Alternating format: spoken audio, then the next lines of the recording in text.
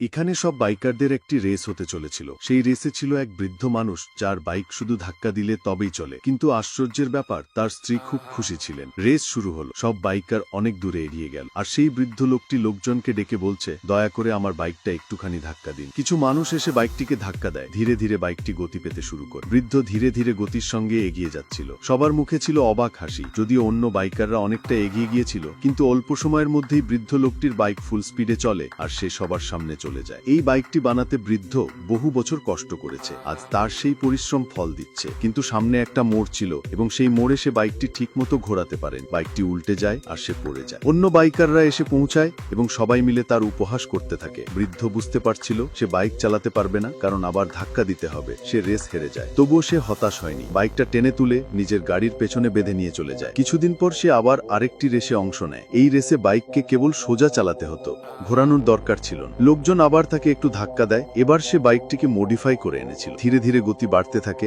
অল্প কিছুক্ষণের মধ্যেই তার স্পিড হয় 158.647 মাইল প্রতি ঘন্টা। আমাদের থেকে টিকটকে লাইক ভিউ কিনতে পারবেন। যারা কিনতে চান এই নাম্বারে হোয়াটসঅ্যাপে যোগাযোগ করুন।